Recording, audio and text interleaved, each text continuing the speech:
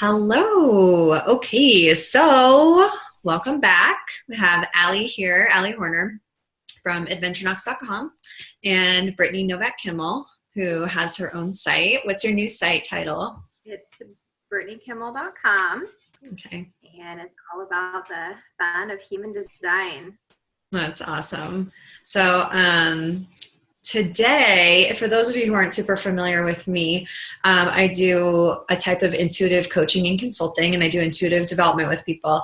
And so Brittany and I have been jamming out for a while. Brittany went through one of my courses a while back, the Infinitely Wise Women course, for those of you who have been here before and heard about it before. And so we kept in touch for a while, and Brittany's super into what's called human design. And so we had this really brilliant idea. Like literally everyone has their own unique design and energy signatures. And I have found human design to be really interesting. Like for me, I felt like it mirrors a lot of what I already know about myself. And in some ways it can kind of connect dots and almost validate parts of yourself, or shed light on parts of yourself so that you're making decisions better, etc. So we had this brilliant idea to do this human design reading on Marianne Williamson, who I'm a big fan of her books and had read her books before. I actually had my first Kundalini awakening in the middle of reading Return to Love, which is one of her books.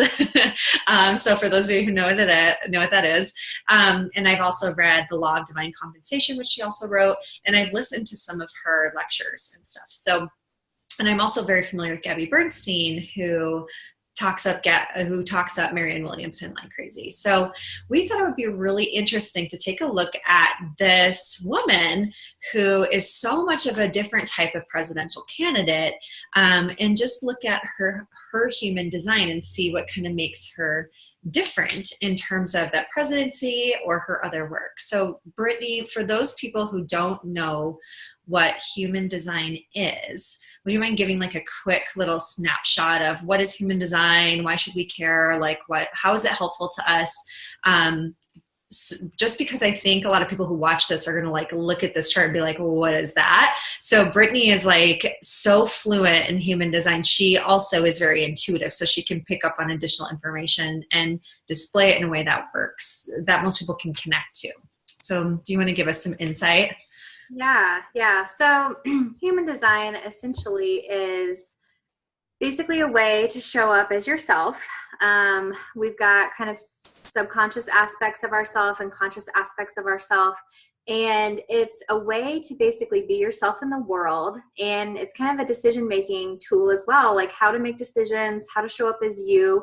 Basically, it's off of your astrology. It combines many different esoteric principles like the Kabbalah and the Chinese I Ching. And basically from your birth information, you get this chart. And so a lot of you have heard of like the DISC assessment. And so a lot of those are biased because you'll choose things that you want to be and not necessarily the things that you necessarily are. Like, oh, I'd love to have an outgoing personality. I'm not that type, but I'm going to pick this.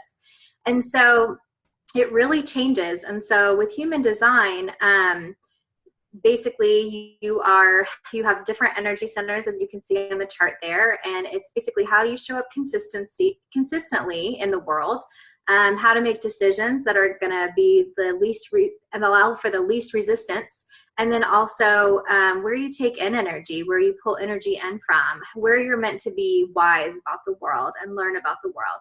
So it just gives you a nice visual tool as to how to operate in the world, how to show up as yourself.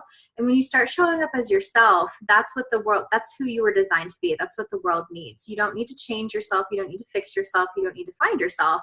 You just need to show up as yourself. And so that's what this human design tool kind of does, is to show you how to do that. It's kind of a roadmap back to who you are. So That's awesome. Thank you for explaining that. And I will say it's been like super interesting for me to dive into it from a lot of different perspectives, especially in business. I have different business partnerships. And then I look at things like, if I'm working on a specific project with someone, how does my design, how do I work and how does this other person work and how do we fit together? We have to pay attention to how we make decisions together, and it can help with who's in what roles, who has what natural strengths. So I found that, it actually, for me, I was like, I'm not a big astrology person. I kind of believe that things have the meaning that we give them. You know what I mean? Like we make meaning of things, and that's comes from conditioning and belief systems and stuff. But I will say with human design, I was really surprised when I first started learning about it, how accurate it was for me. And I also saw certain areas where I was like, oh, wow, this is so interesting, the way that it's like interpreted and then the way that you take it in. So do we want to dive in and start talking about Marianne's chart? Yeah. So Okay. I had a lot of fun with this. So in human design, there are 5 types. You have a projector, which are kind of like the leaders and the guides. You have generators and manifesting generators, which just means that they use their gut. They're meant to work. Like they have the capacity to work, but it's stuff that they love. Manifestors, who are kind of the slogan for Nike, that just go out and do it. And then you have the reflectors, which reflectors are completely open. They're kind of the barometer to which to gauge. They just reflect a lot back. Their name kind of gives an example of what they do. And it's just a reflection of how healthy, unhealthy is the world and their environment that they're in. So they'll reflect that back to us. And so for Marianne Williamson, she is a generator. All of that means is that her sacral center here, this red square, she has access to consistent energy. Her root is also defined, which means she has access to adrenaline energy. She literally is one gate away from being a reflector. She's very, very open. And so with openness, where we have openness in the chart, is where we're meant to take in energy, where we're meant to amplify it back out into the world. And this is where we gain wisdom. So I'm going to run through these centers, and because where she has openness is where she's gaining all of her wisdom from. So the head center, this triangle up at the very top of the chart, she's basically meant to be open and wise about the inspirations of others. And then the ajna center here is she's open to the opinions and ideas of everybody. She's not fixed on one thing. So she can see things, take information in, see it from so many different angles, and then not be fixated on one way of doing things. So as you can see, this is probably a benefit for her when she comes into the her candidacy, as to she's taking all of these opinions and ideas in, and then she's looking at them from several different angles, so that when people are coming to her advisors or whatever it may be, and say, have you thought about looking at it this way? She's open to that. She's not just fixated on one way of doing things. That's really cool to mention. And I will say, if you're familiar with Marianne's work, she is a Course in Miracles student. And A Course in Miracles is basically a text. It's kind of New Age spiritual, but it's not fixated on any one religious path or faith. The primary premise of it is that everything comes down to your perception. It comes down to making the shift from fear to love. And Marianne talks about that, and we see that in her campaign, that everything is love. She's already bringing that into her taglines, her slogan, and I'm like, that makes sense. That's exactly what she stands for.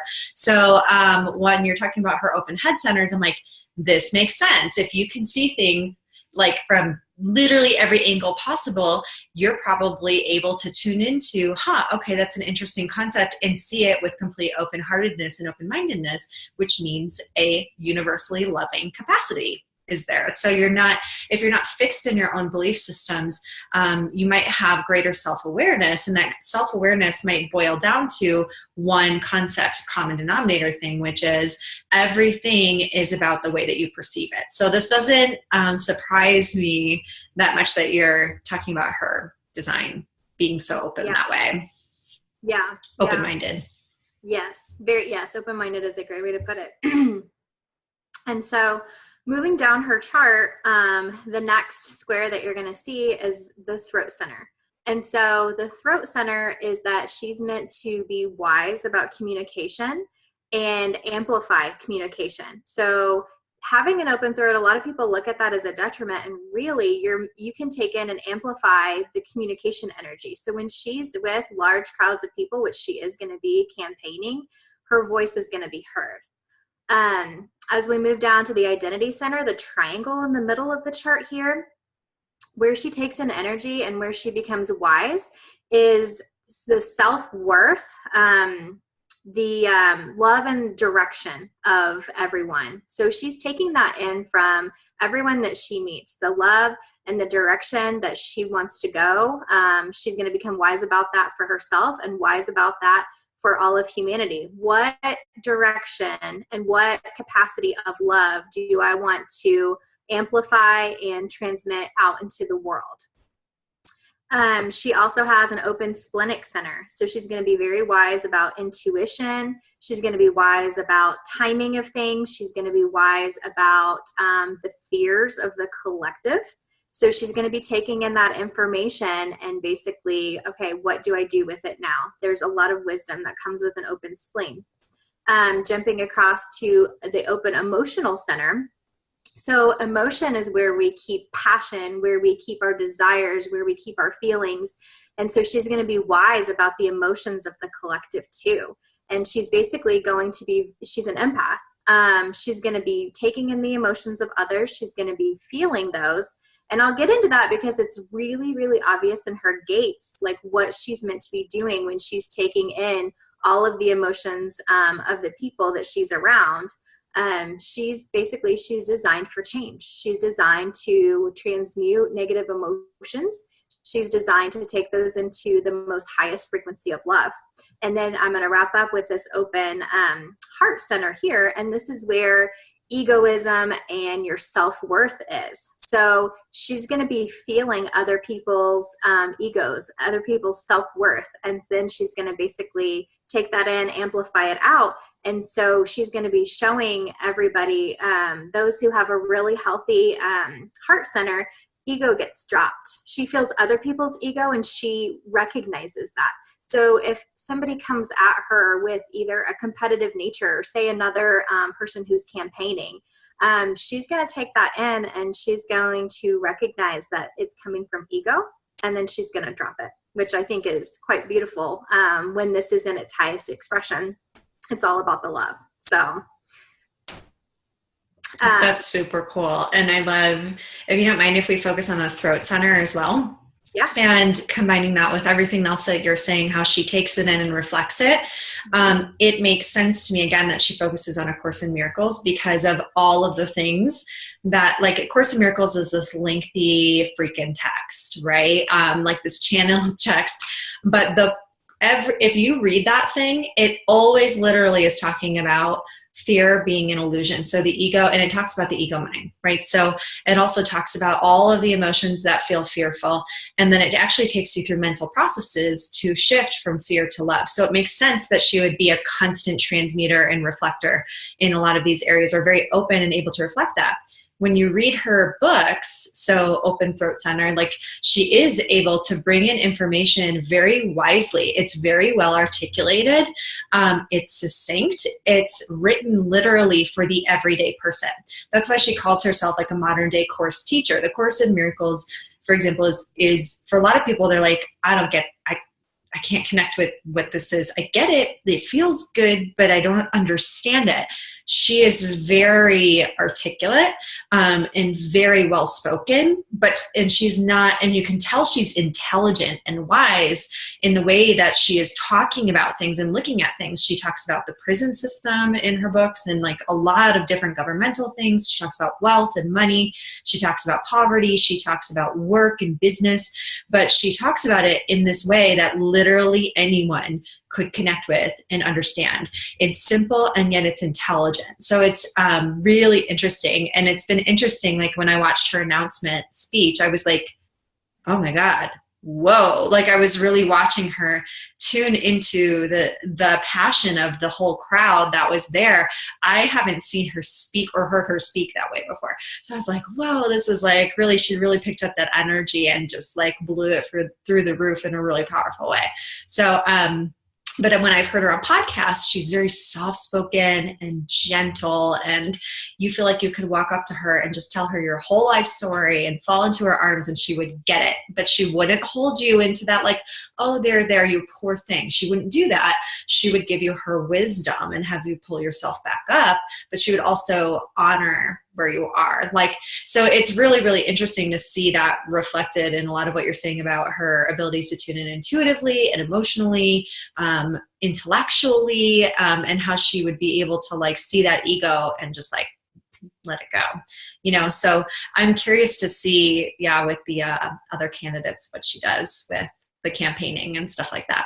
Yeah. A lot of, you see a lot of retaliation and, a tit for tat going back and forth whenever people are campaigning. And with her, having that, that open heart space, I just don't see it if it's coming from a high expression. She's here to be wise about ego.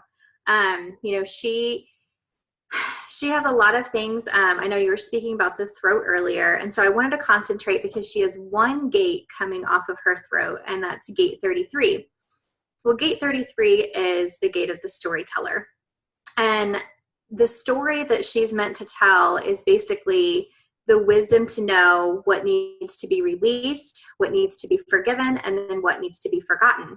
And she tells this through this open throat. So kind of like you were saying, she's a very dynamic speaker. She is allowed to do that because of that open throat. So when she's on her podcast just by herself, the voice knows when to be soft, when to be wise, when to, basically emulate the concerns that others are voicing out of themselves. And then when she's in a crowd, she has that ability to basically take that in and amplify it and get her message across very wisely.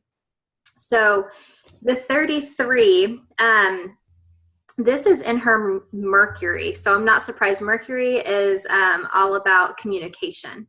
And so the 33 is also, it's a fifth line. It's a fifth line, and fifth lines are seductive. So when she's speaking, people are seduced by what she has to say. And she's doing that through storytelling, and they're listening to this story and they're going, yeah, I get it. Like they get on board with it. And she's also aligned too. And so the 33 with wisdom in the storytelling is you have to have enough time with yourself in order to kind of take in the information, let it, I want to say percolate, just kind of sit with it and then gain the wisdom from what's happening. And so because her profile is a 2-4, she's able to kind of sit with herself, sit with her thoughts, gain wisdom and clarity around them. And then she knows when the timing is right. Because with twos are hermits, but people can't stand for twos to be hermits. They're constantly asking them, please come out. I want to know what you think. I want to be around you. I want your ideas. And so people are going to be asking her for her story.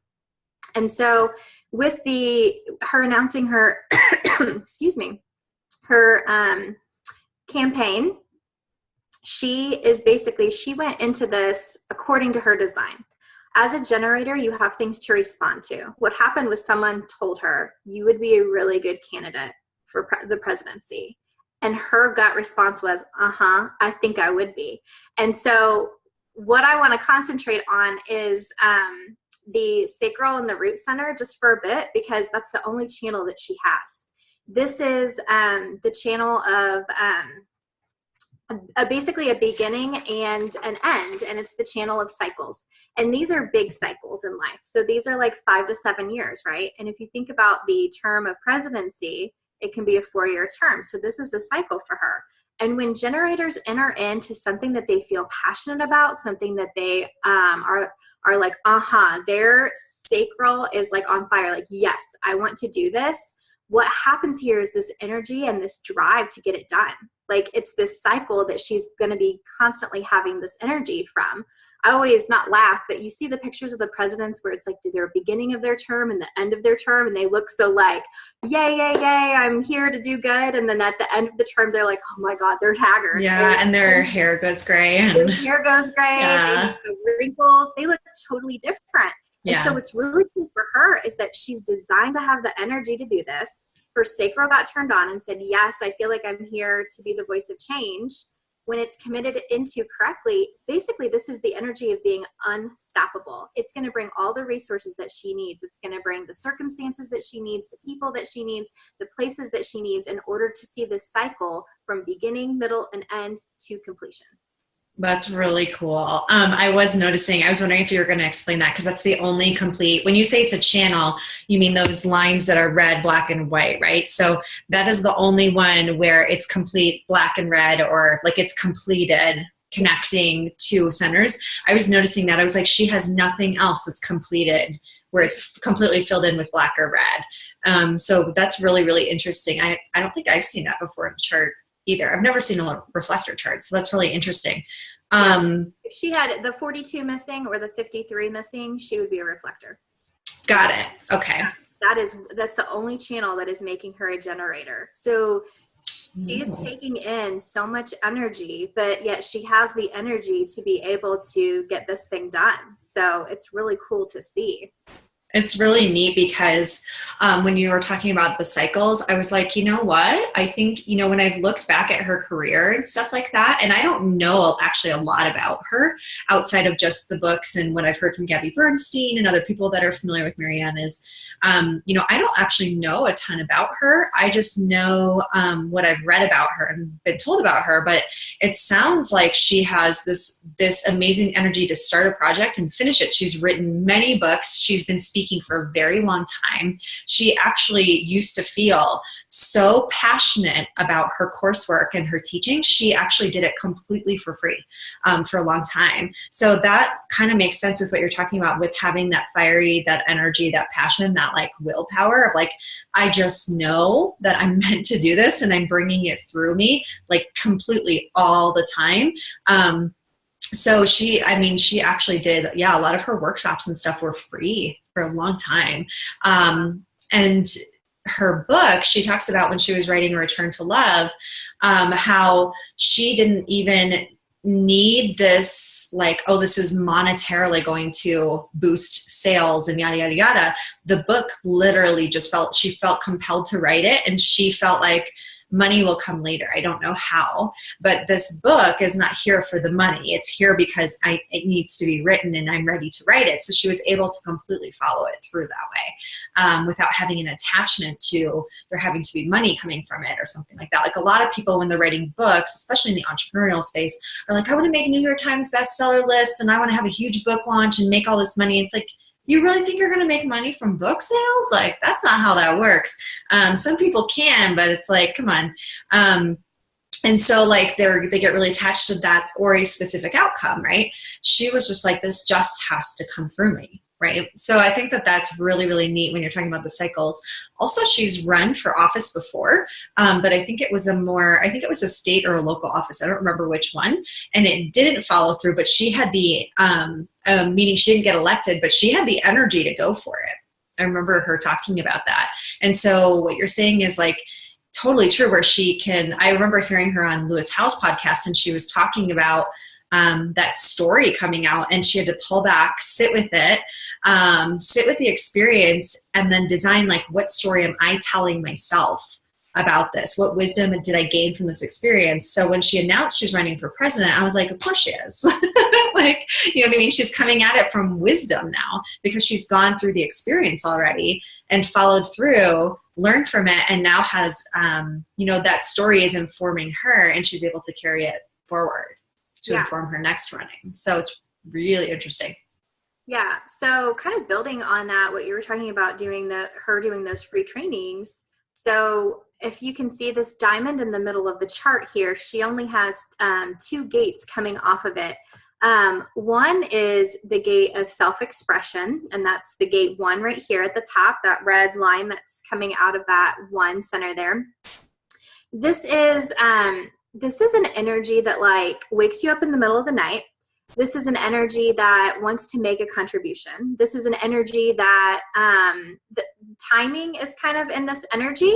So kind of like you were saying, like there's a bit of like trial and error with this. So maybe she wasn't meant to, but it was for experience when she ran for office the first time. This is part of the knowing circuit. And this gate just truly wants to change the world. So, and I love the fact that this is red for her. So anything in your chart that's red is an unconscious thing. So she knows that she's wanting to make a contribution. She may not know why, but this gate is all about wanting to change the world. And then gate 2 over here, this gate is the keeper of the keys. Now, this is something that she's aware of, and this is managing resources. So resources well. Let me put it that way. It's not about hoarding them. It's not about keeping them. So like you were saying, all of these free trainings and stuff and the books that she had to write, it's coupled from her identity center of her wanting to change the world, her wanting to make a difference, her wanting to put her contributions out there, and then knowing that, okay, it's not about the money. It's not about, trying to go for fame or glory or hitting that list like you were talking about. It's simply, I know that money, like it's not going to be an issue for me, so I don't have to hoard it. I don't have to charge an astronomical fee. I just want to truly change the world and make it available to everybody. It's about that managing of resources that's coming out of her identity center there. That's super cool. So can we see why this might be really cool for a president to have those particular routes? I'm really curious to see, because a lot of people who are in office with, I'm not saying that she might not have a longer term like vision or an idea of like, oh my gosh, with this platform, I could, create this or this type of change and stuff like that.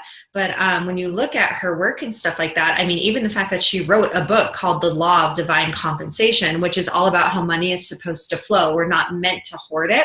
I think it's really, really interesting, because if she were to get elected to office, she could make some really great financial changes for the everyday person who, and those changes could actually, I'd be curious how she might look at taxes, how she might look at nonprofit organizations, how she might look at school funding. I'd be really interested to see her look at a budget, right? Because the president has to look at like the budget for the country, basically. Like, so I'd be really interested to see how these particular things about her might come in and affect her leadership. So speaking of leadership, does she have any particular, I know there's specific like leadership gates. And I mean, I think like anyone is a leader, just we see like lots of different models of leadership in our society. Some people are leaders who never get on stage, never write books, never do that big speaking stuff. They're kind of like behind the scenes, encouraging others or being there for others, like a reflector might be, or a projector might be behind the scenes, kind of guiding others who are out there doing the things, right? So does she have any particular gates that are about leadership? So, in my opinion, the ones that I'm going to go over are ones that I saw that a good leader, like for presidency, would have. So I'm going to start over here in her spleen. Gate 57 is the most intuitive gate in the human design system. And she has that both conscious and unconscious. So if she's sitting there looking over a budget and she just has this, like, I just know this is what we need to do. It doesn't, and because it comes from the spleen, where this is basically your most instinctual place, right? So she is going to have basically the knowledge intuitively to just know the right thing to do for the country. Coupled with the gate 48 over here. The gate 48 is the gate of the depth. Now, the gate 48 is like deep, innate wisdom. And you would probably call somebody deep who talks about like long, like conversations. She's a deep person.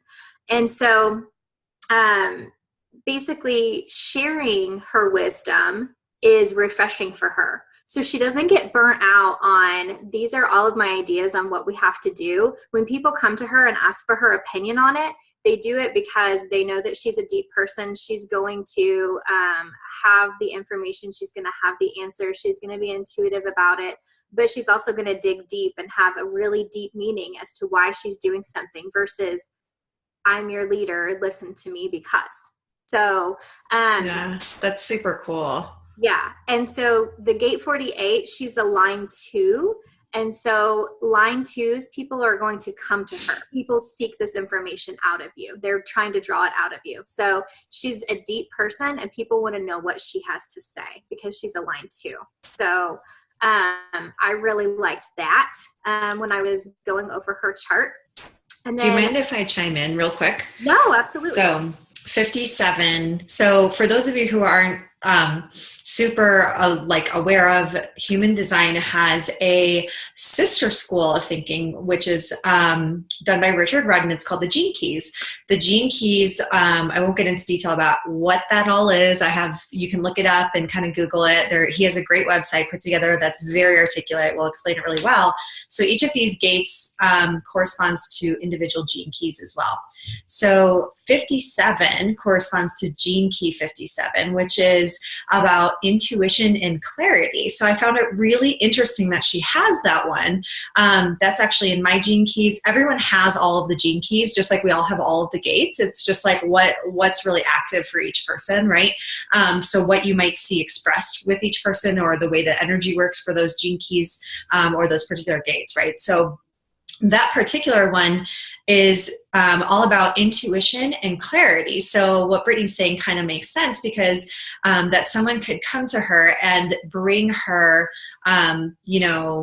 advice, or bring her ideas, or say, hey, I need your thoughts on this. She can literally, with the gene key of clarity, which is in the highest acidic form, meaning the most altruistic, unconditionally loving wisdom or guidance, can channel through her.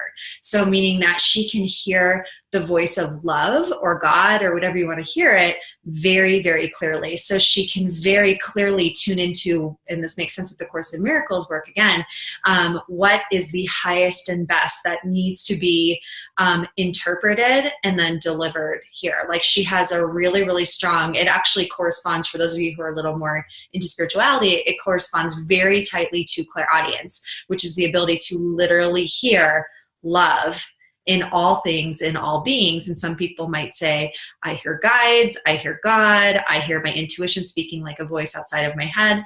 I don't know what her situation is. I haven't heard her personally talk about any of that stuff, but I know that she would be able to, with that particular gene key, would be able to consistently hear what is in her own mind, what is the highest and best out of this, as long as she's in the highest frequency, right? Like, so she would be able to take that in, and like you're saying, also be able to discuss ideas. But what I was curious about is, does she have anything that would make her very discerning?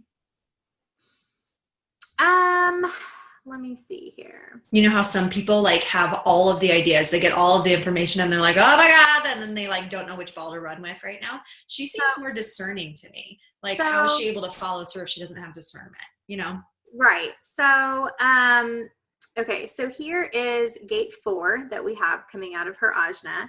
And gate 4 is all about problem solving. She loves to solve problems. This, like, you give her anything and she's like, okay, I'm going to figure out how to do this.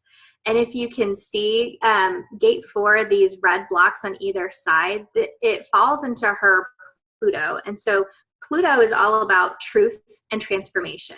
So she's all about solving ideas, finding the truth and the transformation in them. And she's a line 1, which means she's going to investigate the right truth, and she's not going to be satisfied until she finds it. And then a line 2 is also that hermit, like she's going to go within, she's going to use that intuitive ability, and then she's going to basically have people draw this out of her. I want to know what your ideas are for this solution. I want to know what your ideas are for this. And so this gate 4 is going to basically help her with that discernment that she needs in order to help with problem solving as well. And then that's super cool. Yeah. And then gate 47 over here, also coming out of her ajna, is basically she doesn't fret about having the answers. Ali, you have this too. It's about just knowing that they're going to come. So if she doesn't have the answer right in the moment, she just knows that it's going to show up for her somehow. So it's not about like, oh, I need to be over here figuring this out. It's, oh, like the answer is going to come to me, so I don't have to worry about it. Yeah. I will say when you're in a really good space and you feel that flow, then I will say, but you have that like, I don't have to worry about it. It's just going to pop into place. And for me, I have a different design than her. So I've started to actually see where that benefits me to sit back and just say, I know it's going to come. I don't need to figure it out. But for a lot of us who are raised in society that's very heady, where we're taught we're supposed to analyze, we're supposed to know the answers, we're supposed to figure it out, we're supposed to take a test in a certain amount of time, we're supposed to make decisions about where we want to go to college, and there's a timeline to do that, or we have to have it figured out. What's my career? What's my path? What do I say to this proposal? What do I take this job? That type of stuff.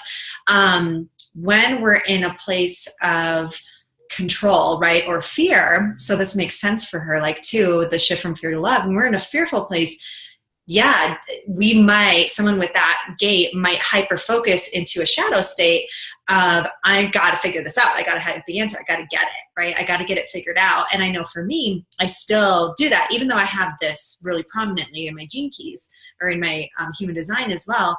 I still have to sit back and go, where am I coming from as I'm trying to do this? Pull myself back, take a breath and say, why am I trying to make fetch happen?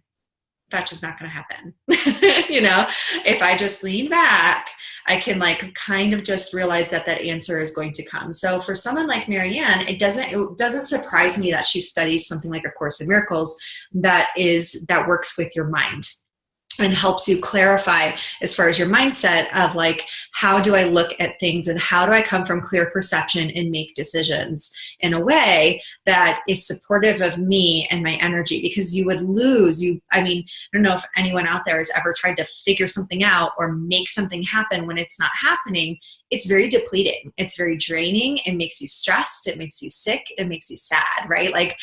But when you're in a higher frequency, or if you're in a really loving space with yourself and you're like, you know what? I can take a breath. This answer is not coming right at this moment. What happens for a lot of us is when we take a step back or we disengage from the thinking, and this is kind of getting more into mindset work and spiritual work and stuff, or you meditate or whatever it is, you take a drink of water and take a breath, literally taking a drink of water can often reset your system physiologically. So what happens is you can get into that higher state of aha, so she might be the type of person where if she's trying to force herself to get answers, it can be you're running on a hamster running on a wheel, right? But if you're I don't need to worry about it, I'm going to walk away from it for a minute, and you go take a shower, you might be the type of person who's getting ideas in the shower, right? And you're like, oh my God, that's it, Or someone literally, I'd be curious if this is like her. I feel like people bring me answers, and I just have to lean back and know that I don't have to find them. They're literally out in the world around me. People are going to bring them to me, or I'm going to see them reflected. And I just go, oh, right, there we go, breadcrumb trail, figured out. And for her, it's funny you say that, because she, in her profile, she's a line 4, and line 4 is all about having the right network, the right people, the right everything that brings your circumstances to you.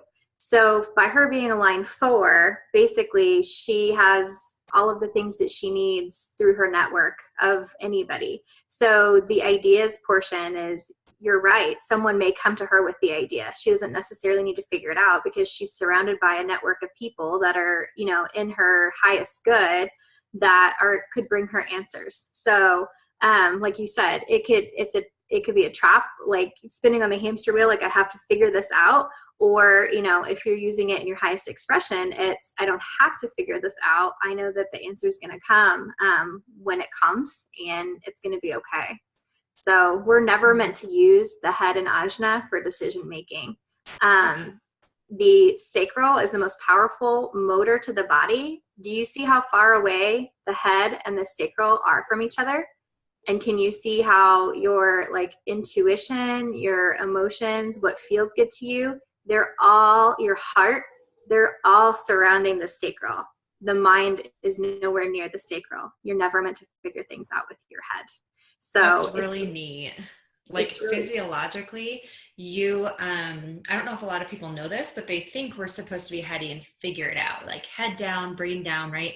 Actually, we send far more electrical signals from our heart and our gut up to our brain than that. And this is why breathing, meditation, exercises, getting exercise out, going out in nature, doing things that calm your body, like physiologically slow your heart or work with your heart, working on feeling your heartbeat in different areas of your body so that you're really feeling into and being present with your body, is very important, because your heart and your stomach and that sacral area actually send far more electrical signals up to your brain than your brain sends down. A lot of people don't know that. So the more that you work with those things, you eat foods that feel good for you, and you actually have 3 brains. You have your head, your heart, and then your gut. And a lot of people don't realize how, if you have unhealthy things going on in your gut, or you're not listening to your gut instinct, like literally your gut instinct, you're not listening to your intuition or your emotions and really saying, like, how do I feel? What's my instinct on this? Because the majority of people are generators and manifesting generators, right? Yes. So the majority of people would have that gut yes or gut no right away, but we often overanalyze it or we ignore it. Like, I was just literally out to drinks with like a friend last night, and he was telling me about how the girl he was with for 10 years was cheating on him for a long time, and his gut kept telling him, she's cheating on you, but he just kept pushing it aside. And then he finally found out and caught her. And he was like, God, the years I wasted. And I was like, you didn't waste it. You were just learning how to listen to your instinct again. Like, you were just learning, what does this feel like repetitively when something's going on and I need to listen to it. So, so this is like fascinating to me. It's really interesting. And she's, I didn't expect her to be a generator. Like, I don't know why. I just was like, oh, this is really interesting, I mean, the thing is that we kind of get into this, like with human design, you can kind of get into the boxes a little bit. Like, oh, maybe she should be a manifester or a projector, because projectors are great leaders and guides. Any type can do anything as long as it's like entered into correctly according to your energy.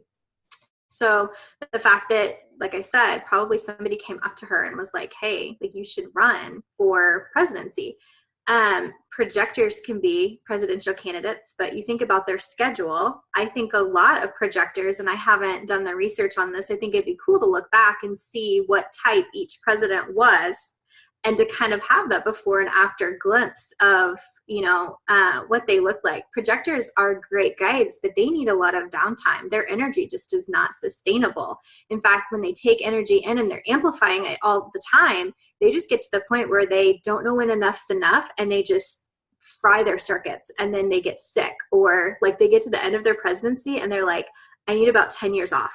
Like, it takes a long time for projectors to kind of, get through that kind of just work, because presidency is a lot of work. So actually, when I saw that she was a generator and I saw how open she was, I was like, this is actually, I feel like, a really good design for a president, because she is so open, but she does have that constant access to work energy, so that she's not, getting tired or sick or down or feeling depleted all the time. She's going to have the energy, the sustainable energy, to be able to kind of see this thing through and not feel like, oh my God, what did I get myself into, because I'm worn out, Yeah, it's awesome. So she's not going to like just quit on it, right? Like, she's going to actually have the energy and the drive, and it looks like the heart and the altruistic sensibility to actually like see hold that higher vision and actually bring it to life.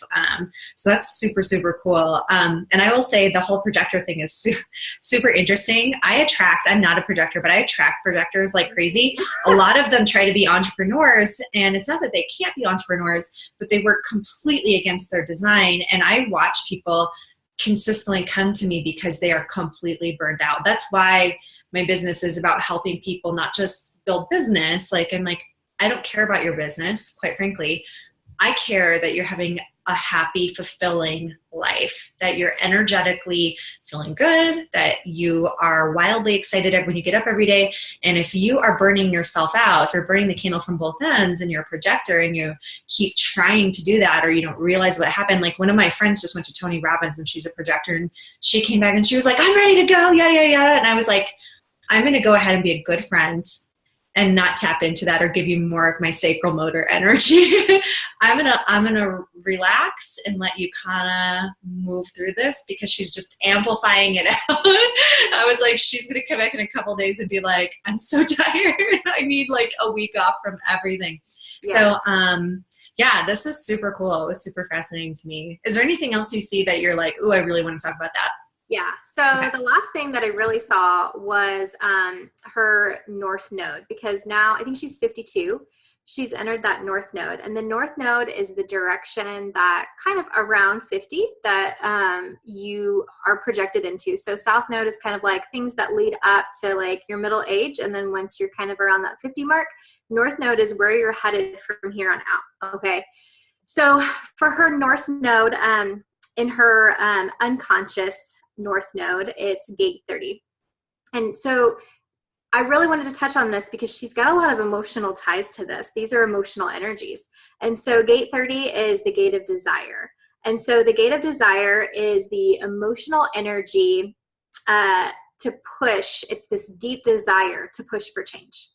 So she's taking in all the ideas, all the inspiration, all of the hurts, all of the fears, all of the emotions of the collective, so all of the United States. And she's taking that going, emotionally, I have to change this. And what's really cool is that this is a 6th line, and this means that she's the role model. So she's going to be the role model for the change. She's going to basically show the world how to show up with love by being the example of love itself, if that makes sense. So she's going to show the world how to love, how to, well, I mean, like you said, all the books and everything that she's written, the way that she speaks, she's going to be the role model for this. So she has the capacity to basically be this role model of change for the world. So the population is going to see her. They're going to feel her emotions and know that she's not coming from a place of falsity, that she really does love humanity, and that she's going to show up for humanity and make changes for the better. That's awesome. And I feel that with her too, that like what she's, preaching as far as like when I've been watching her running and stuff like that so far, it's been really interesting because you know how a lot of politicians, there's flip-flopping. You can tell that they're catering to you. You can tell that they're dumbing things down. They get called out on it. I have a feeling, and I mean, I'm not sure yet, but my spidey senses tell me that she's going to be very consistent, because she has been consistent for the last 25 freaking years about what her message is, who she is, and how she demonstrates it and puts it out into the world. I'm not saying like she probably never has a judgmental moment or a moment where she's just like, I really feel like, but I think she actually has the vulnerability to share when she's in those places, and she's written about them in her books. And that's actually part of being a role model, is saying, I'm not here trying to be perfect, right, but I'm also coming from the best and highest, because I'm constantly taking stock and looking back at like, how can I continuously make this shift from fear to love? So like, she's been walking and talking this for so long, you know what I mean? Like, she's been talking about societal changes in books that were written 15, 20 years ago. So she's legitimately, I think, actually been poisoning herself for this for a very long time, maybe without even knowing that this is where she was going with it. I have this feeling that she might have always had a sense of, I'm going to do something that helps a lot of people, like you're talking about. From her chart, bringing in the collective, really feeling tuned into it emotionally and saying, I feel compelled, like I desire to see. When you were saying even change for the US, I was like, for the world. Like, I really think she tunes into humanity. Like, that's what the collective is. It's not even a lot of people who think about a president are going to think about just the country, but I think she's going to have a very global perspective. And I think that her perspectives are going to be really interesting to a lot of different people that are like, oh, I wonder, what's going to be able to get done. But I think with her generator abilities, there are certain things that are actually going to be like really coming out of this. Yeah. She has, I think 7 gates that are collective gates. It's the most amount of her gates. So there's tribal, there's collective, and so she has the most in her chart are collective. So for, like you're saying, all of humanity, not just the United States, but the entire world. So and then coupling on that. So to talk about her North Node in her conscious design. So this is gate 49. This is the gate of revolution. This gate is, it's all about feeling the right timing for change. So the timing for her, she feels like is now. This is the gate of no. So we also have the gate of yes in human design. I won't go into that. This is the gate of no. No, I'm not going to stand by and witness this anymore. No, I'm not going to sit back and hide. No, I'm not going to flip-flop and go in every different direction just to get a vote. No, I'm not going to, and you can go on and on and on. This is the gate of no more. I'm here. I am, wanting to make a change, coupled with, like I said, that gate 30, that gate of desire. It's a gate of desire for her. She's desiring this. She's passionate for this. She knows that things need to change, and no, she's not going to stand by and just hide out and watch everything kind of go on around her anymore. She's ready to step up and take that leadership role and be the change that she wants the world to experience. So, yeah. And I think her timing is, I'm not surprised that now would be the time, especially for someone like knowing what her perspectives are versus what the current presidency is, where that's at. I do believe like everything has a purpose. So I'm not saying anyone's wrong or right. I know where I side with things personally, but I do think there's no coincidence that she is starting to run when she is. Yeah. I mean, she can sense that it's that time for change. People are wanting the change. And so that's why, she's coming to step in now. And a lot of her stuff is all about timing and intuitive, just kind of knowing like when the right timing is for things. So it's really cool to see. It is really cool. I just started getting chills because I kept hearing a line from one of my favorite movies. It's called Lady in the Water. It's by M. Night Shyamalan, for those guys who don't know it. But there's this line in it where she's talking about the book that one of the guys is supposed to write.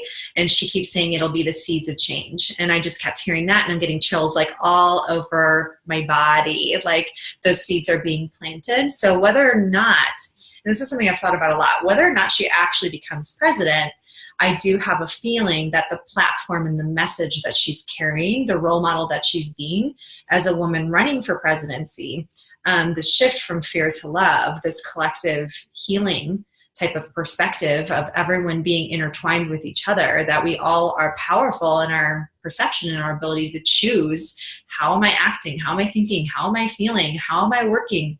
How am I treating other people? How are my thoughts controlling my actions and how I treat others, or how I show up at work, or how I show up with my kids, or to that neighbor or that guy that hit my car in an accident? Am I being kind, or am I being, like, this is your fault, you're a dick? What am I contributing to on even the smallest levels? I think is going to be a big deal, even if she doesn't end up winning the presidency. Just the fact that she's spreading this message on such a big scale, because people all over the world watch the presidential elections in the US. They all pay attention, right? It's very important to like everyone everywhere, because we are one of the biggest countries, right? Like it's a big deal. Like, so, I think no matter what, there is going to be some impact made. And that's probably, I would say, for someone like her, I wouldn't be surprised if that's part of what she's looking at right now. Right. So, yeah. Well, cool. Well, this is fun. I know. Really it's cool. Kind of, that's why I love human design so much, is I feel like you can really get to love and appreciate somebody else. And really it allows you to kind of step in their shoes and see the world as they see it. Sometimes we don't have the words to explain, how we feel. Sometimes we get choked up or feel like we're being judged, or we feel like we can't, say what our authentic self thinks. And so that's why I really enjoy getting to do this, because you really get to see somebody, it's like almost like through the eyes of God. Like you just get to love and appreciate them without any judgment. So yeah, like this is exactly as I showed up in the world. This is who I am. Like, oh, okay, this explains so much, rather than let's try and, like, a lot of people try and fix or change each other, or, you know what I mean? Or they try and fix and change themselves. So Brittany and I are starting to offer some of these assessments to people. Brittany does the whole human design shebang. I'll sit in on it, and then she can work with you individually, or we can work with you together to actually go through and support you in actually working with your design, communicating effectively to people around you. I do a lot of mindset coaching with people and personal development coaching, as well as business coaching. So in whatever way that you're feeling called to, just let us know. After this, we'll put a link at the end of this video so that you can find out where to get in contact with Brittany and with myself, Allie. And anything else?